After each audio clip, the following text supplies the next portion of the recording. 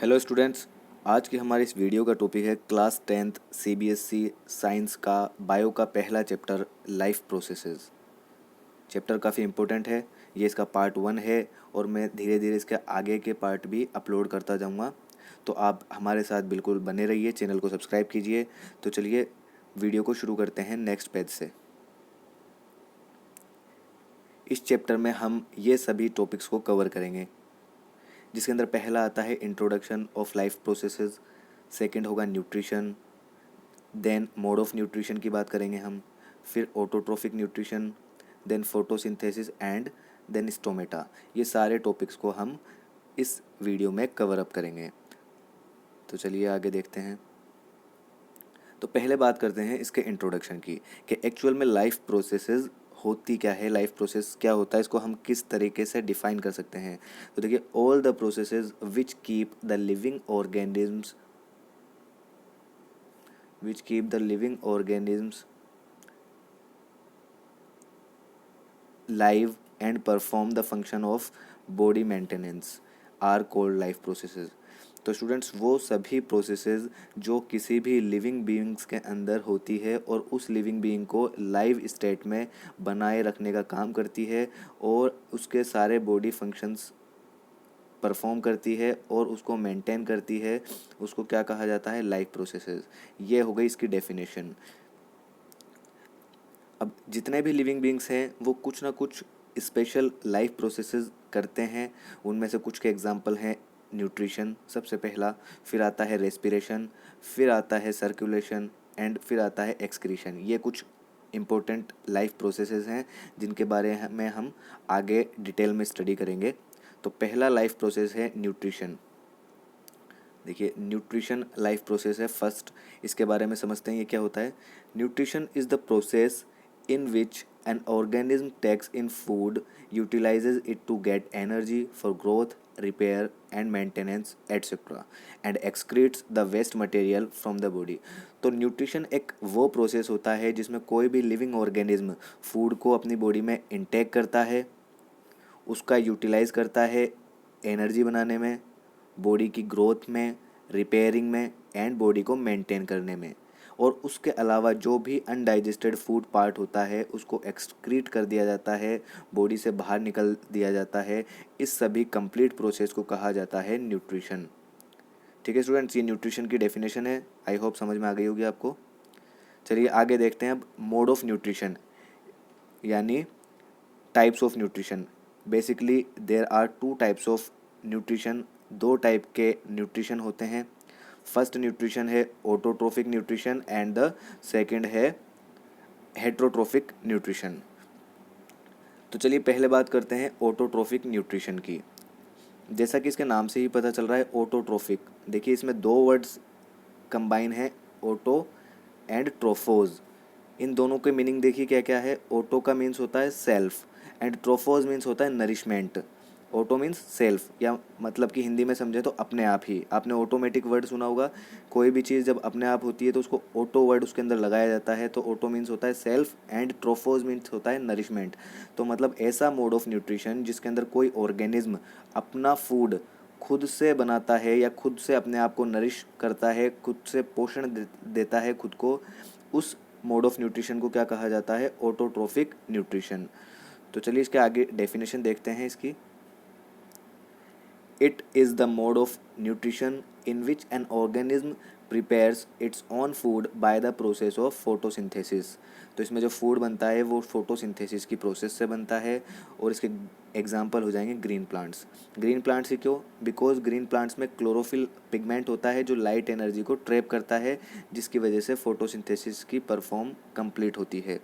तो green plant जो है वो क्या हैं, ऑटोट्रोफ्स हैं या ऑटोट्रोफिक न्यूट्रिशन को करते हैं। अब आगे देखिए, the organism which carry out the autotrophic nutrition are called autotrophs, for example green plants. तो वो ऑर्गेनिज्म जो ऑटोट्रोफिक मोड ऑफ न्यूट्रिशन को परफॉर्म करते हैं या ऑटोट्रोफिक न्यूट्रिशन को अपनाते हैं, उन्हें क्या कहा जाता है, ऑटोट्रोफ्स कहा जाता है। For example green plants. तो green plants autotrophic nutrition perform कर रहे हैं, इसलिए इनको क्या कहा जाएगा, autotrophs.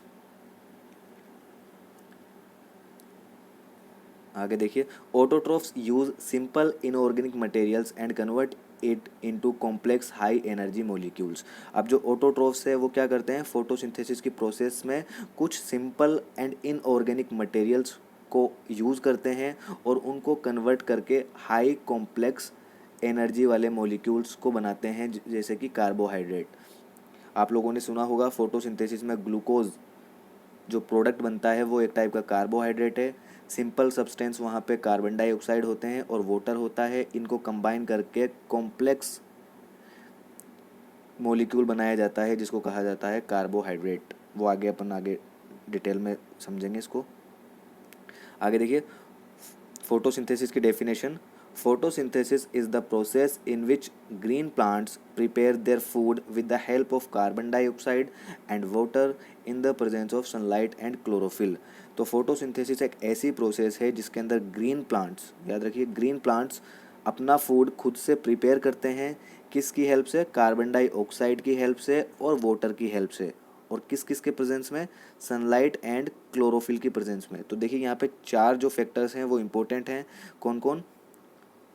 Carbon dioxide, water, sunlight and chlorophyll.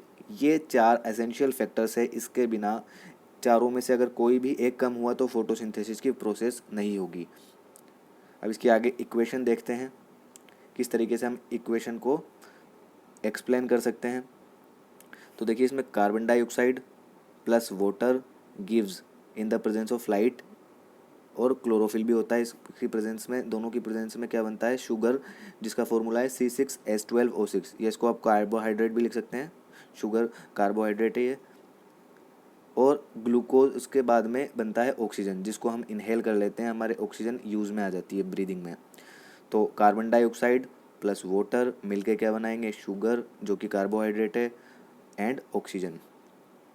अब देखते हैं क्या क्या रॉ मटेरियल्स हैं, क्या क्या रॉ मटेरियल्स हैं जो फोटोसिंथेसिस के लिए एसेंशियल होते हैं। जैसा कि मैंने अभी आप लोगों को बताया कि पहला है सनलाइट, सनलाइट एसेंशियल है। सेकंड है क्लोरोफिल, थर्ड है कार्बन डाइऑक्साइड एंड फोर्थ है वाटर। वाटर ये रहा नीचे है, ठीक है। अब देखो क्या क्या इंपॉर्टेंस है इनकी। Sunlight it is an inorganic material, जो सनलाइट है वो एक इनऑर्गेनिक मटेरियल है। साथ में sunlight is a form of energy, ये एनर्जी प्रोवाइड करता है प्लांट को to manufacture the food. Food को बनाने में उसको लाइट एनर्जी प्रोवाइड करती है सनलाइट।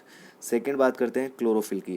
क्लोरोफिल वो सब्सटेंस होता है, वो पिगमेंट होता है प्लांट के अंदर, जो सनलाइट की लाइट एनर्जी को ट्रैप करता है, एब्जॉर्ब करता है। तो क्लोरोफिल का फंक्शन क्या हो गया? लाइट एनर्जी को जो कि सनलाइट से आ रही है उसको ट्रैप करने का, और उसको कन्वर्ट करता है लाइट एनर्जी को केमिकल एनर्जी में। फिर नेक्स्ट है कार्बन डाइऑक्साइड। कार्बन डाइऑक्साइड कहाँ से इसको मिलता है? कार्बन डाइऑक्साइड भी एक टाइप का इनऑर्गेनिक मटेरियल है। ये एनवायरनमेंट में प्लांट के सराउंडिंग में प्रेजेंट होता है और प्लांट के अंदर एंटर करता है थ्रू स्टोमेटा। अब ये स्टोमेटा क्या होते हैं? स्टोमेटा के बारे में अपन आगे बात करेंगे। लीव्स पे कुछ माइन्यूट पोर्स होते हैं, वो छोटे छोटे पोर्स होते हैं, वहाँ से ये CO2 एंटर करती है और ऑक्सीजन वहीं से रिलीज होती है, बाहर निकल जाती है as by product through stomata on leave, ठीक है। आगे देखते हैं वाटर। वाटर प्लांट को कहाँ से मिलता है?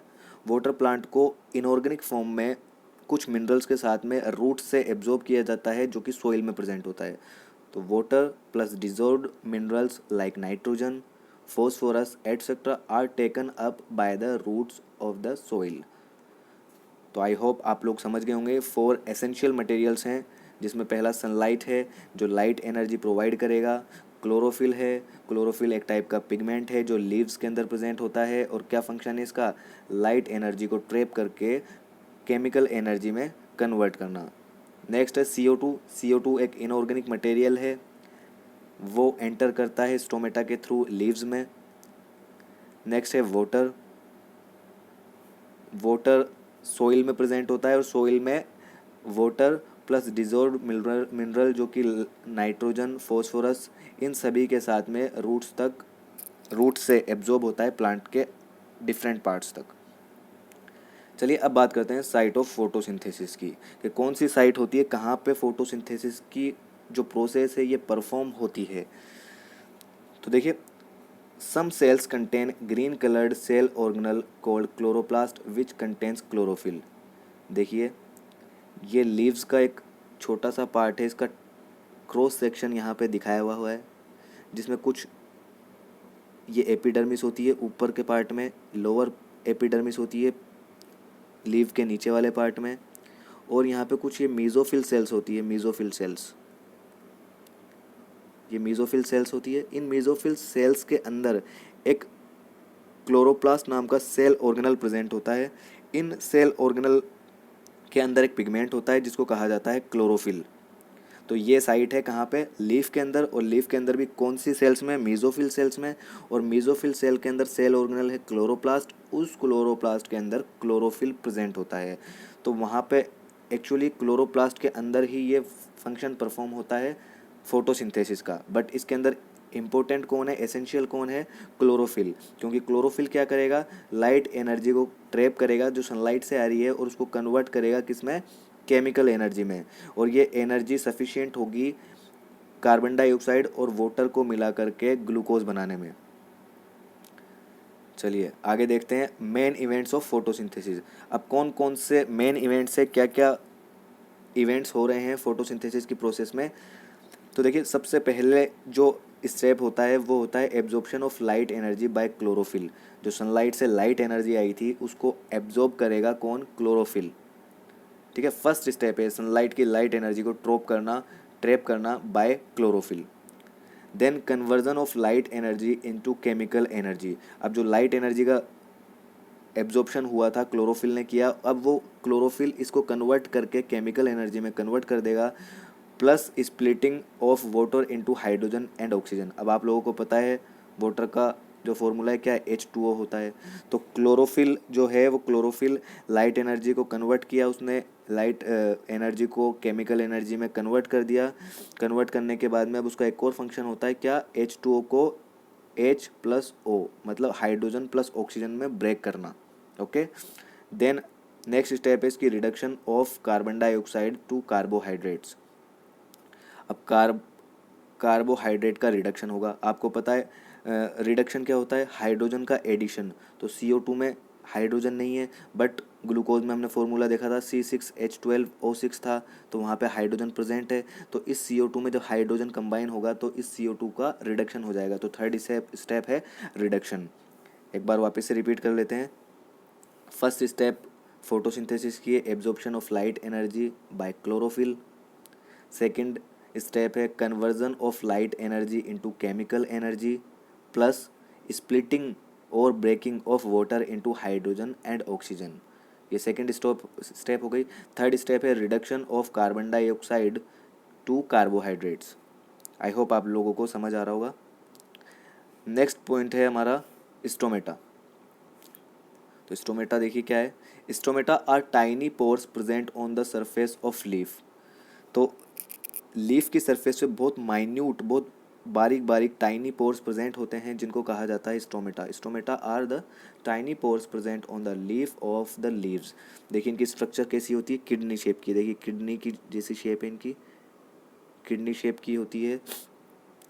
जो सेल्स होती है स्टोमेटा की, उनकी शेप किडनी जैसी होती है, और बीच में जो देखिए ये पोर है बिल्कुल बारीक, इसको बोलते हैं स्टोमेटा या स्टोमेटल पोर। स्टोमेटल पोर जो है वो दो स्पेशलाइज्ड सेल्स से सराउंडेड होता है। उन सेल्स को क्या कहा जाता है, गार्ड सेल्स। ये ओपन स्टोमेटा है, ये सेकेंड जो डायग्राम है ये क्लोज्ड स्टोमेटा है। जब क्लोज्ड स्टोमेटा होगा तो ये जो स्टोमेटल पोर है इसका, ये यहाँ से बंद हो जाएगा। जब स्टोमेटा ओपन होते हैं तो यहाँ स्टोमेटा पोर ओपन हो जाएगा, और जब स्टोमेटल पोर ओपन होता है तो इससे ऑक्सीजन एंड कार्बन डाइऑक्साइड का एक्सचेंज होता है यहाँ पे। और इसी के अलावा इसका एक और फंक्शन होता है एक्सेस वाटर को इवेपरेट करना। जब वाटर लूज होता है प्लांट से तो वो स्टोमेटल पोर्स के थ्रू ही बाहर निकलता है। चलिए अब देखते हैं फंक्शंस ऑफ स्टोमेटा। स्टोमेटा के क्या फंक्शन होते हैं। तो पहला फंक्शन है exchange of gases, that is oxygen and carbon dioxide. पहला फंक्शन है exchange of gases, carbon dioxide and oxygen जो है वो एक्सचेंज होती है स्टोमेटल पोर्स के थ्रू। जब भी फोटोसिंथेसिस के अंदर कार्बन डाइऑक्साइड की नीड होती है प्लांट को, तो वो कार्बन डाइऑक्साइड एटमॉस्फेयर से एंटर करता है प्लांट में इन्हीं पोर्स के थ्रू, स्टोमेटल पोर्स के थ्रू। और जब ऑक्सीजन बनती है तो ऑक्सीजन रिलीज भी कहाँ से होती है, स्टोमेटल पोर्स के थ्रू। सेकेंड फंक्शन जो है वो इसका है, loses the amount of water vapours during transpiration. तो ट्रांसपिरेशन एक प्रोसेस होती है जिसमें प्लांट अपने एक्सेस वाटर को, जो ज़्यादा वाटर प्रेजेंट होता है प्लांट के अंदर, उस एक्सेस वाटर को प्लांट लूज़ करता है। तो प्लांट जब उसको लूज़ करता है तो वो वाटर भी कहाँ से लूज़ होता है, लीव्स के थ्रू। और लीव्स पे जो पोर्स हैं, जो स्टोमेटा प्रेजेंट है, वहाँ से वाटर लूज़ होता है। तो इसका सेकंड फंक्शन हो गया, loses large amount of water through water vapours during respiration. तो स्टूडेंट्स, इस वीडियो में इतना ही। आई होप आप लोगों को वीडियो पसंद आई होगी। अगर वीडियो पसंद आई तो इसे लाइक करें, इस पर कमेंट करें, और मैं इसके बाकी के पार्ट्स भी अपलोड कर दूंगा। आप अपने क्लासमेट्स के साथ में और फ्रेंड्स के साथ में इसको शेयर कीजिए ताकि उनको भी अच्छे से समझ आए, और हमारे चैनल को सब्सक्राइब कीजिए। Thank you.